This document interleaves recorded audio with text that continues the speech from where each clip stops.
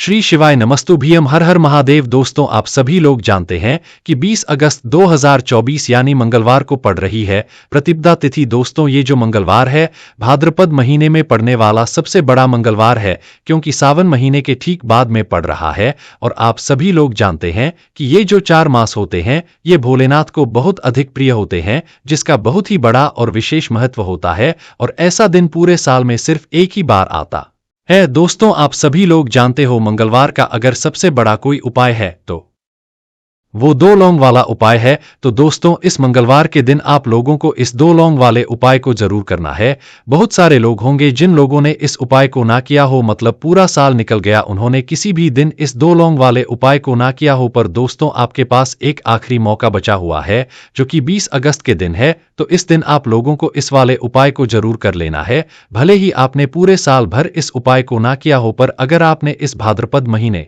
के मंगलवार के दिन अगर इस वाले उपाय को कर लिया तो आपको इस उपाय को करने का वो फल मिलेगा जिसकी आपने कभी कल्पना भी नहीं करी होगी। इसीलिए आप लोग इस वाले उपाय को एक बार जरूर कर लेना, ताकि आप लोगों के हाथ से यह मौका ना जा सके और आपको इस उपाय को करने का फल मिल सके। दोस्तों, यह उपाय पंडित जी ने अपनी अभी की ही शिव महापुराण की कथा में बताया है, जिस उपाय को आज हम आपको बहुत अच्छे से समझना वाले हैं। इस वीडियो को देखने के बाद इस उपाय को समझने के लिए आपको कोई और वीडियो को देखने की जरूरत नहीं पड़ेगी। तो चलिए दोस्तों, उपाय को शुरू करते हैं। देखिए, ये इस भाद्रपद महीने के मंगलवार के दिन यह इतना खास होता है, इतना महत्वपूर्ण होता है। देखा गया है कभी कभी बड़े बड़े पूजा पाठ अनुष्ठान से जो मनोकामना पूर्ण नहीं होते, वो भाद्रपद महीने के दिन एक छोटे से उपाय करने से ही आपकी कामना पूर्ण हो जाती है। और बहुत सारे लोगों ने इस उपाय को किया भी है और उनको इस उपाय को करने का फल भी जरूर मिला है। अगर आप लोग भी इस उपाय को करना चाहते हैं तो आप इस उपाय को पहले अच्छे से समझ लेना, सुन लेना, उसके बाद करना। आपको इस उपाय का फल जरूर मिलेगा। और इस उपाय को कर लेने से आपके घर में चाहे किसी भी प्रकार की दुख और समस्या या क्यों ना चल रही हो, आपको उसका कारण भी नहीं पता है कि भाई ये समस्या किस कारण चल रही है। उसका कुछ भी कारण हो सकता है, जैसे पितृ दोष हो सकता है या किसी भी तरह का मंगल दोष भी हो सकता है। तो इस दिन आप लोगों को यह वाला उपाय कर लेना है। यह एक ऐसा उपाय है जिस उपाय को अगर किसी विशेष दिन पर किया जाए तो भाई उस विशेष दिन का जो है वह तो हमें मिलता ही मिलता है, पर हमने उस दिन पर इस 2 लौंग वाले उपाय को किया है तो हमें उससे भी बड़ा फल मिलता है। और फल बहुत जल्दी मिलता है, क्योंकि आप इसको बहुत ही बड़े और विशेष दिन पर कर रहे हो। तो चलिए अब उपाय के बारे में बात करते हैं, लेकिन उससे पहले आप लोगों को यह जानना आवश्यक है कि आखिर यह उपाय किस समय करना है, किसको करना है और कैसे करना है। तो चलिए हम आगे आपको वीडियो में एक एक करके बता देते हैं। इसीलिए इस वीडियो को बिना भगाए अंत तक देखिएगा, ताकि इस उपाय को करने के बाद आपका भाग्य प्रबल हो जाए, आपके नवग्रह आपका साथ देना शुरू कर दें, आपके घर की बरकत हो, आपके घर की उन्नति हो और भगवान भोलेनाथ का आशीर्वाद हमेशा आप पर बना रहे। और अगर आप चाहते हैं कि महादेव जी की कृपा से आपके जीवन की समस्त प्रकार की परेशानी से आपको मुक्ति मिल जाए और महादेव जी का कृपा हमेशा आप पर बना रहे, तो दोस्तों पूरी सच्ची श्रद्धा और पूरे विश्वास के साथ इस वीडियो को लाइक कर दीजिए और कमेंट बॉक्स में लिख दीजिए ओम नमः शिवाय, हर हर महादेव। और इस वीडियो को आप जितने लोगों तक पहुंचा सकते हैं उतने लोगों तक पहुंचा दीजिए, ताकि लोगों का भला हो सके। और दोस्तों, कमेंट बॉक्स में अपनी राशि भी डाल दीजिएगा। आपकी राशि के अनुसार कोई भी ऐसा उपाय होगा जो करके आप लाभ पा सकते हैं सावन के महीने में, वह आकर हम आपके कमेंट के रिप्लाई में बता देंगे।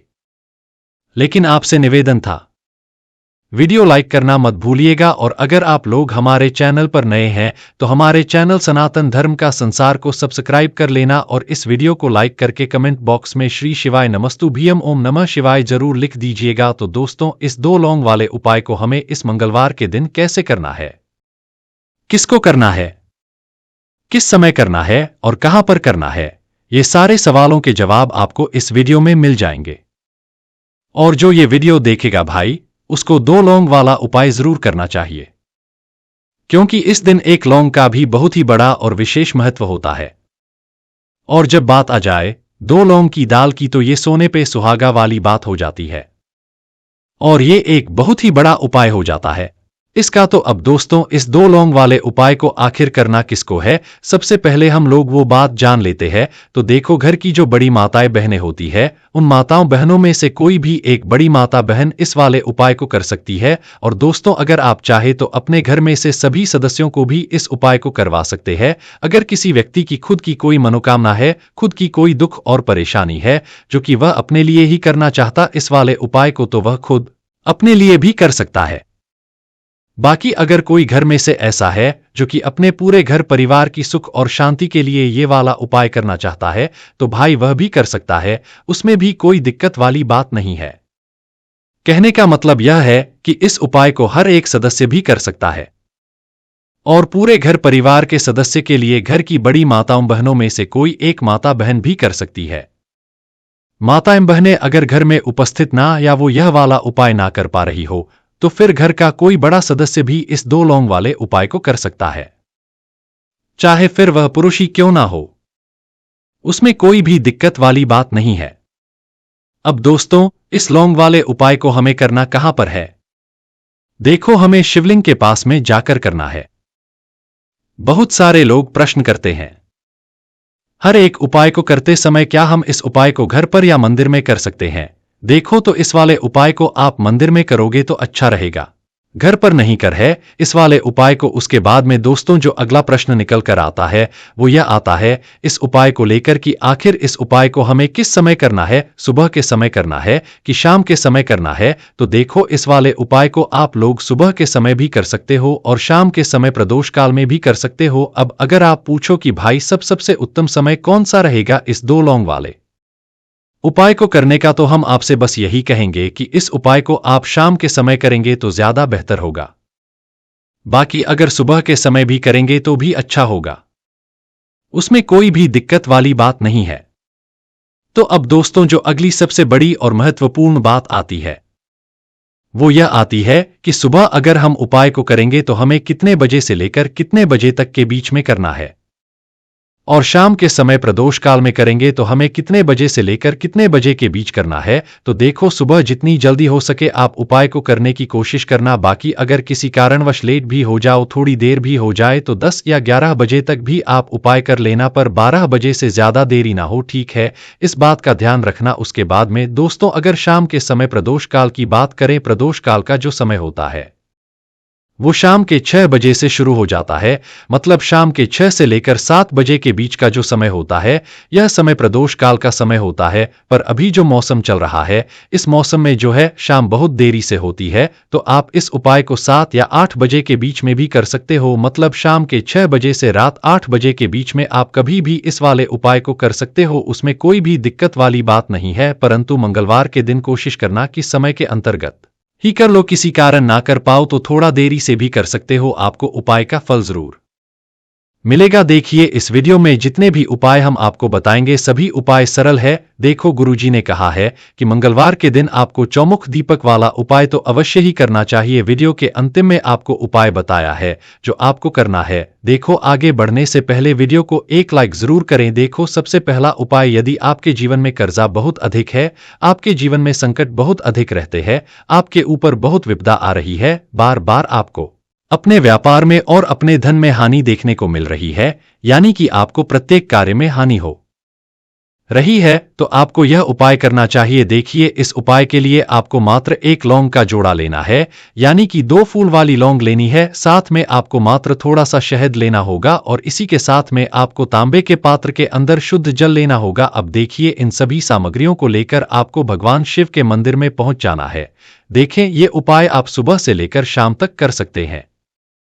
तो वो सबसे पहले तो आपके पास जो 2 फूल वाली लौंग हैं उन्हें आपको शहद के अंदर अच्छे से डुबोना है, यानी कि दोनों लौंग पर आपको अच्छे से शहद का लेपन कर देना है। अब आपको जो आपके पास एक लोटा जल है, सबसे पहले तो उसे शिवलिंग पर धीरे धीरे समर्पित करना है और श्री शिवाय नमस्तुभ्यम इस मंत्र का जाप करते हुए समर्पित देना है।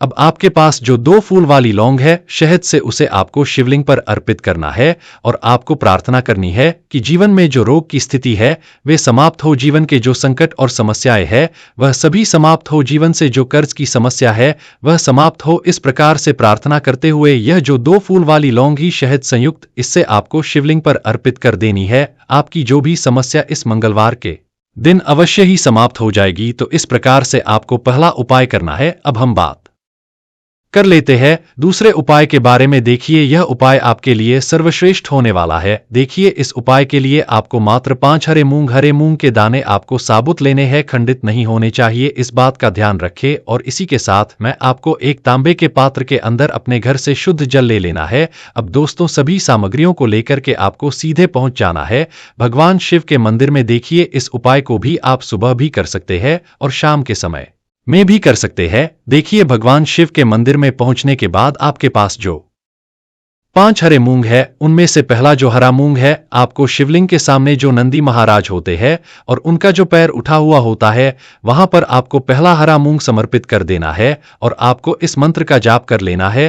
फिर आपको दूसरा हरा मूंग लेना है और लिंग पर जो श्री गणेश जी वाला स्थान होता है वहां पर आपको यह दूसरा हरा मूंग समर्पित कर देना है, यानी कि शिवलिंग के सीधे तरफ आपको यह दूसरा हरा मूंग समर्पित करना है। और फिर आपको या फिर श्री गणेशाय इस मंत्र का जाप कर लेना है। तीसरा हरा मूंग का दान आपको भगवान शिव की सबसे प्रिय पुत्री माता अशोक सुंदरी वाले स्थान पर समर्पित करना होगा। शिवलिंग की जो जलाधारी होती है से जल बह करके आता है, उसी जलाधारी के बीच में जो कहीं कहीं उठी हुई लाइन होती है सांप की आकृति के रूप में, वहीं पर आपको तीसरा हरा मूंग समर्पित करना है और फिर आपको नम शिवाय इस मंत्र का जाप कर लेना है।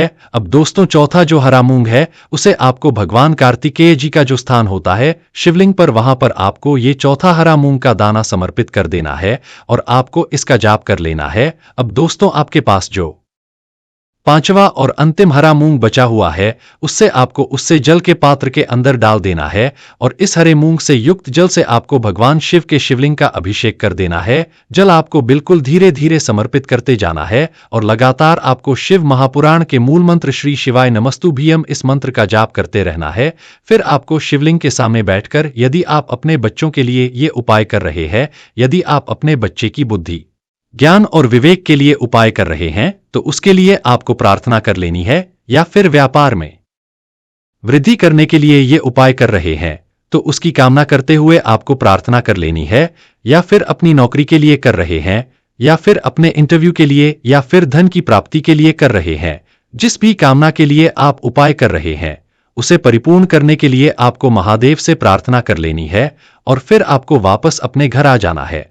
पूज्य गुरु जी कहा है कि जो भी व्यक्ति इस उपाय को कर लेता है तो यकीन मानिए आपके जीवन की जो सारे संकट, कष्ट और बाधाएं ही वो सभी समाप्त होंगे। अब हम बात करते हैं अगले उपाय कि इस उपाय के लिए आपको एक दीपक लेना है। दीपक आप मिट्टी का भी ले सकते हैं और शुद्ध आटा मढ़कर उसका दीपक भी आप तैयार कर सकते हैं। दीपक के अंदर गोल बाती का प्रयोग करना है और दीपक के अंदर आपको शुद्ध घी का प्रयोग करना है। इसी के साथ आपको मात्र एक फूल वाली लौंग लेनी होगी। अब यह एक दीपक और एक फूल वाली लौंग लेकर के सीधा आपको पहुंचना होगा बरगद के वृक्ष के वहां पर। देखिए, सबसे पहले तो आपके पास जो एक फूल वाली लौंग है उससे आपको बरगद के वृक्ष की जड़ में समर्पित करना है। देखिए, अगर आपके जीवन में कोई भी बड़ा संकट आने वाला है, कोई भी बड़ा कष्ट आने वाला है, तो वह इस उपाय के माध्यम से दूर होने वाला है कि विशेष कृपा रहेंगी कि जो भी संकट आपके जीवन में आने वाला होगा वह भी दूर हो जाएगा। तो आपको एक लौंग समर्पित करनी है बरगद के वृक्ष की जड़ में और वहीं पर आपको जो है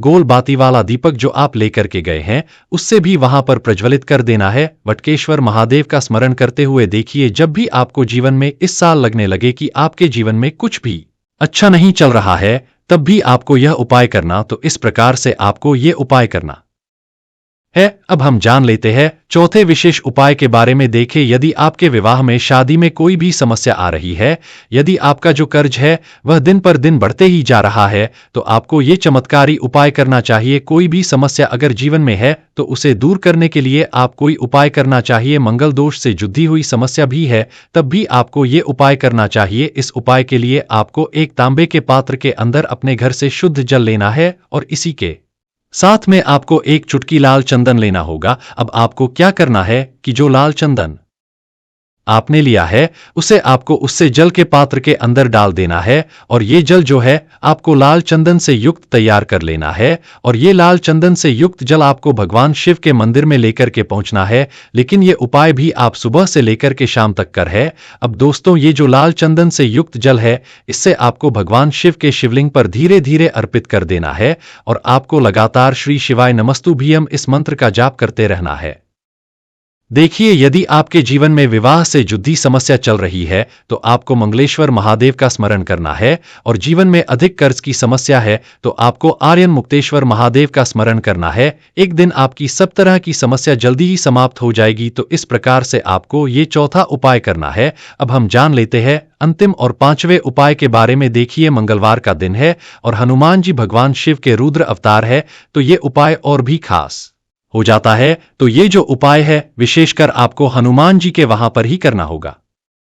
देखिए, जब भी आपको ऐसा लगने लगे कि आपके जीवन में जो कर्ज है वह ही नहीं हो पा रहा है, दिन प्रतिदिन बढ़ते ही जा रहा है, कष्ट जो है वह दिन प्रतिदिन बढ़ते ही जा रहे हैं, कष्ट जो है वह समाप्त ही नहीं हो पा रही है, यानी कि जीवन में जब भी कोई विपदा आती है, संकट आता है, तो हमें संकट मोचन हनुमान जी के मंदिर में जाना चाहिए। लेकिन यह उपाय बहुत ही खास है। इस उपाय के लिए आपको एक चौमुख दीपक तैयार करना होगा। आपको एक दीपक लेना है, दीपक के अंदर 4 बातियां लगानी है। देखो, बाती के लिए आपको वाला धागा आता है कलावा का, उसकी भी बना सकते हैं, या फिर आप सफेद रुई की जो बत्तियां हैं उन्हें भी बना सकते हैं। अब आपको लेना है एक कटोरी सरसों का तेल, और अब इस दीपक के अंदर या तो आपको चमेली का तेल डालना है, या फिर जो आपने एक कटोरी सरसों का तेल लिया है उसमें आपको सरसों का तेल डालना है, और इसी के साथ में आपको मात्र एक फूल वाली लौंग भी लेनी है। देखिए, अब जो ये दीपक है और लौंग है, इन दोनों का आपको हनुमान जी के मंदिर में लेकर के पहुंचना है।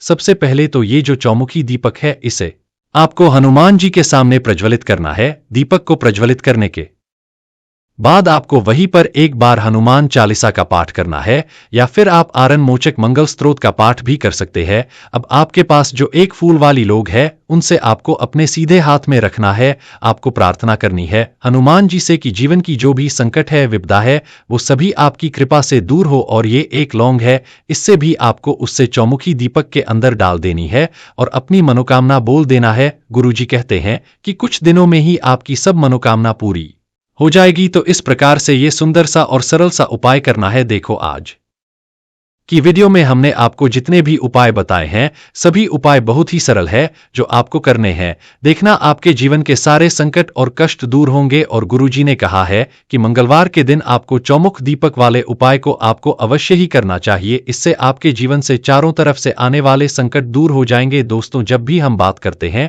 प्राचीन काल से ही आप ले लीजिए, धन का बहुत बहुत महत्व होता है। कुछ लोग कहते हैं हर चीज में पैसे की बात क्यों, जिसके पास पैसा होता है उसको इसका महत्व मालूम नहीं, पर जिनके सर पर कंधों पर परिवार की जिम्मेदारियां होती है उनको पता होता है कि पैसा उनकी लाइफ में कितना जरूरी होता है। पैसे के महत्व सभी लोग भली भांति समझते हैं, और धन से संबंधित सुविधाओं को प्राप्त करने के लिए सभी लोग अपनी तरफ से ज्यादा कड़ी मेहनत करते हैं। साथ ही साथ धन की देवी मां लक्ष्मी की पूजा भी करना बहुत बहुत आवश्यक होता है। हर किसी का सपना होता है कि उसका अपना घर हो, अपनी गाड़ी हो, पर पैसे होते हैं कि टिकते ही नहीं है। किल्लत हर पल इंसान को मारती जाती है। शास्त्रों के अनुसार बताया गया है, घर की स्त्रियां लक्ष्मी होती, और जिस घर में रहन सहन संस्कार हो उस घर में हमेशा लक्ष्मी का वास होता है। शास्त्रों में बहुत सारे लक्षण बताए गए हैं जिसमें अपनी गृहस्थी को खुशहाल रखने के लिए हर स्त्री संभव प्रयास करती है। और ज्योतिष के अनुसार हमारे ग्रह हो, नक्षत्र हो, इन सब का प्रभाव हमारे घर पर, हमारे जीवन पर पड़ता है। साथ ही साथ वास्तव में कुछ ऐसी चीजें होती है, घर की जो पॉजिटिविटी होती है, नेगेटिविटी होती है, उसका भी हमारे जीवन में बहुत असर पड़ता है। अगर घर में वास्तु दोष आ जाए तो घर के सारे काम बिगड़ने लगते हैं। साथ ही घर में पैसों की किल्लत आने लगती है। पैसे आते हैं, कहां खर्च हो जाते हैं पता नहीं लगता। इसलिए हमें अपने घर की छोटी छोटी बातों पर बहुत ध्यान देना चाहिए। जब हम बात करते हैं अपने घर के मुख्य दरवाजे की, क्योंकि मुख्य दरवाजा एक ऐसी जगह होता है जहां से सिर्फ हम अंदर बाहर नहीं करते, बल्कि हमारे घर में जो पॉजिटिविटी आती है, नेगेटिव आती है, वो भी हमारे घर में अंदर बाहर इसी दरवाजे से करती है। इसलिए घर में समृद्धि को आमंत्रित करने के लिए वास्तुशास्त्र में कुछ तरकीबें बताई गई है जो भारतीय वास्तुशास्त्र की प्राचीन प्रणाली के ऊपर डिपेंडेंट है, और इससे आप अपने घर पे सकारात्मक ऊर्जा का प्रवाह बनाकर रख सकते हैं। बहुत मुश्किल नहीं है, बहुत साधारण सी बातें हम आपको बताएंगे जिसमें आप अपने घर की व्यवस्था, रखरखाव, थोड़ी सी सजावट और अपनी डिजाइन शैली को ग्रहण आप इसे आसानी से कर सकते हैं। ये घर में सुख और शांति लाने में बहुत बहुत सहायक होती है। जैसे कि सबसे पहले जब हम बात करते हैं घर के मुख्य दरवाजे की, तो घर के सामने कभी भी कोई भी पेड़ या खंभा नहीं होना चाहिए। इसकी छाया आपके घर पर अशुभ प्रभाव डालती है। अगर ऐसा है और आप रेंट या फ्लैट में रहते हैं तो चेष्टा करें कि आप उस फ्लैट को बदल लें। अगर पॉसिबल नहीं है तो रोज अपने घर के मेन गेट पर आपको स्वास्तिक चिन्ह बनाना चाहिए।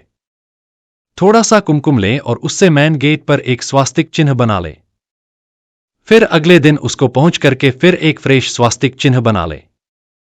या फिर आप बड़ा सा तांबे का या चांदी का या पीतल का स्वास्तिक चिन्ह बना करके भी अपने मेन गेट पर रख सकते हैं। आगे बढ़ने से पहले आपसे निवेदन करते हैं कि वीडियो को लाइक जरूर करिएगा, दोस्तों को शेयर कर दीजिएगा, और अगर आपने अभी तक चैनल को सब्सक्राइब नहीं किया है तो चैनल को सब्सक्राइब करके बेल आइकॉन जरूर दबाइएगा।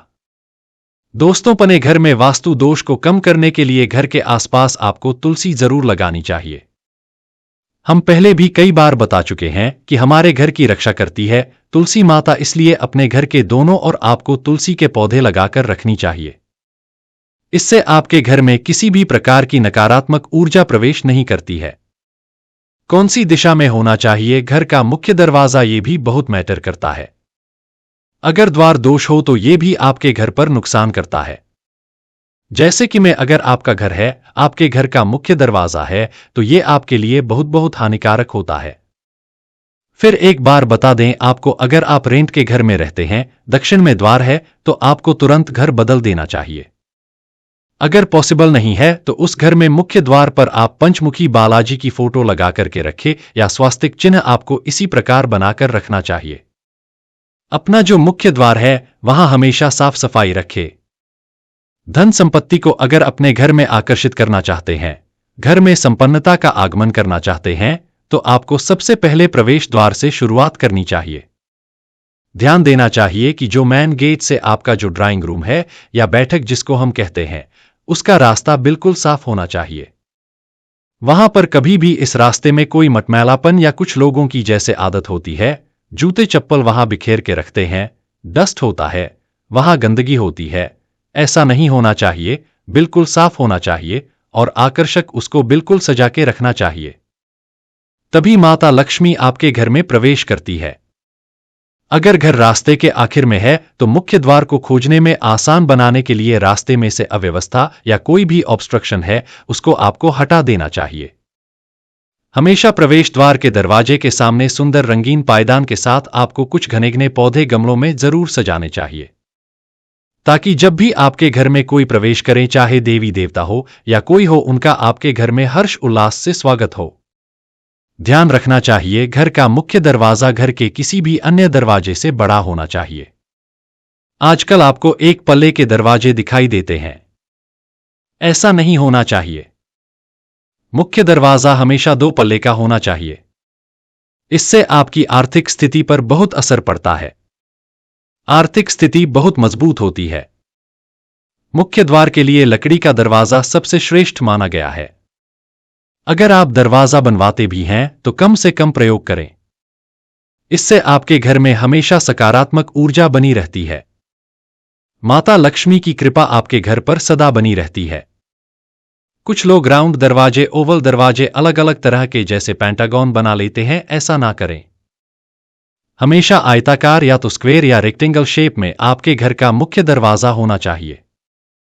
और एक नेम प्लेट आपको अपने मुख्य दरवाजे पर जरूर लगानी चाहिए। पता है, आपको ऐसा माना है कि नेम प्लेट लगाने से आपके घर पर धन, समृद्धि, अच्छा स्वास्थ्य सब आता है। और नेम प्लेट को आपको हमेशा साफ करके रखना चाहिए, इस पर धूल नहीं बैठने देनी चाहिए। जब भी आप अपने घर के मुख्य दरवाजे को खोलते हैं तो किसी भी प्रकार की आवाज नहीं होनी चाहिए, ना ही कहीं जमीन पर या कहीं पर रगड़ खानी चाहिए। इससे आपको पैसा कमाने में ज्यादा मेहनत करनी पड़ती है। इस बात का ध्यान रखें कि जब भी घर का कोई सदस्य द्वार से जाता है तो किसी भी प्रकार की असुविधा नहीं होनी चाहिए। घर का दरवाजा जब आप खोलते हैं तो हमेशा ध्यान रखें वो हमेशा अंदर की ओर खुलना चाहिए। इससे घर में बाहर से शुद्ध हवा आती है और घर में सुख शांति का वास बना रहता है। वहीं अगर आपके घर का जो मुख्य दरवाजा है वो बाहर की ओर खुलता है तो आपके घर की सुख समृद्धि बाहर चली जाती है। बाहर की ओर से घर खुलने से रोग और खर्च बढ़ते हैं। जब भी आप अपने धन धान्य की वृद्धि चाहते हैं तो आपको लाल, बैंगनी और हरे रंगों का उपयोग अपने घर की साज सज्जा में जरूर करना चाहिए, क्योंकि ये संपन्नता के साथ जुड़े हुए कलर है। एक कमरे या एक ही स्थान पर तीनों रंगों का प्रयोग करने के बजाय घर के अलग अलग हिस्सों में आप रंगों का ये चॉइस कर सकते हैं। जैसे दीवार पर लाल रंग, कहीं एक वाल पर आपने कुछ बनवा दिया। सोफे पर आप हरे रंग के कुशन रख सकते हैं और घर के अंदरूनी हिस्सों में हरे या लाल रंग को के लिए रंगीन गुलदस्ते आदि या वॉलपेपर हुए चित्र हुए इनका आप प्रयोग कर सकते हैं। वास्तुशास्त्र में सोने का गोल्ड का बहुत महत्व है। अगर आप गोल्ड में शोपीस आदि नहीं सजा सकते तो कम से कम गोल्डन कलर अपने वॉल्स पर लगाएं, या किसी भी फर्नीचर पे कोई भी गोल्डन चीज शोपीस के तौर पर आपको जरूर रखनी चाहिए।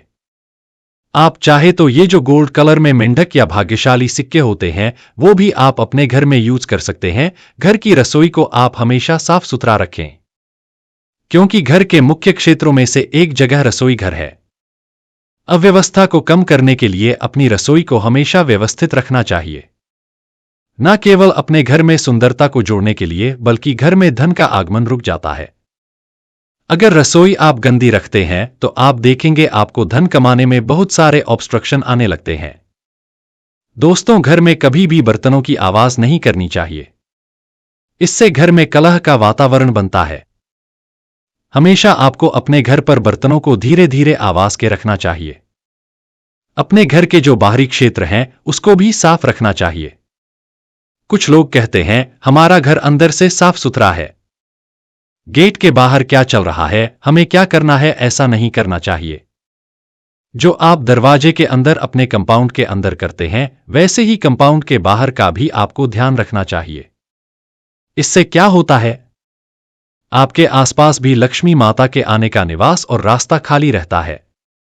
दोस्तों, कमरों को हवादार रखें, हमेशा हर में हवा आने का योग करके रखें।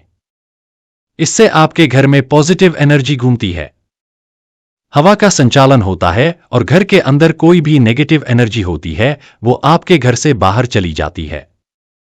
जो भी चीजें आप घर में उपयोग नहीं करते हैं उन सभी को आपको फेंक देना चाहिए। स्पेशली अमावस्या के दिन आपको ये काम करना चाहिए। इस तरह से आपके घर में नई चीजों का आगमन होता है।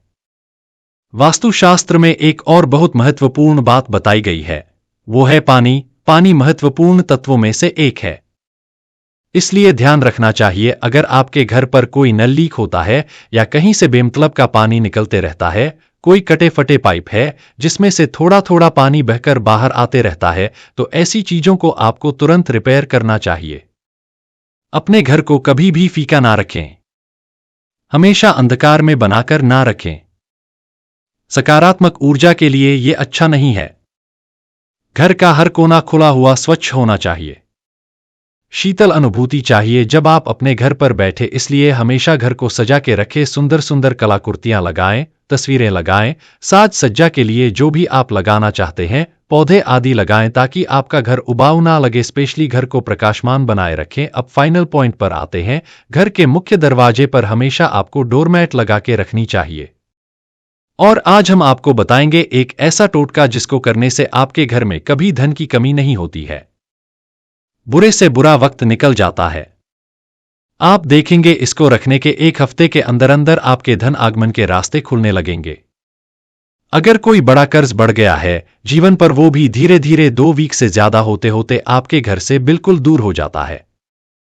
क्या करना है, आपको घर के मुख्य द्वार पर स्पेशली डोरमैट रखना चाहिए। अगर हर रूम के बाहर रखेंगे तो अच्छी बात है, नहीं तो कम से कम मुख्य दरवाजे पर रखें। यह आपकी कई वास्तु समस्याओं का समाधान करता है। हमेशा डोरमैट रखें। जैसे कोई कोई आधा चंद्रमा ले आते हैं कोई कैसा ले आते हैं, ऐसे नहीं रखना चाहिए। आपको स्क्वायर या रेक्टेंगल डोरमैट रखना चाहिए। डोरमैट यानी कि पायदान। इससे आपके जीवन में, आपके घर में एक तो सभी लोगों के आपसी रिश्ते मजबूत होते हैं, वहीं जीवन में ठहराव आता है। हम देखते हैं कुछ लोग काफी सालों से एक ही डोरमैट यूज करते हैं।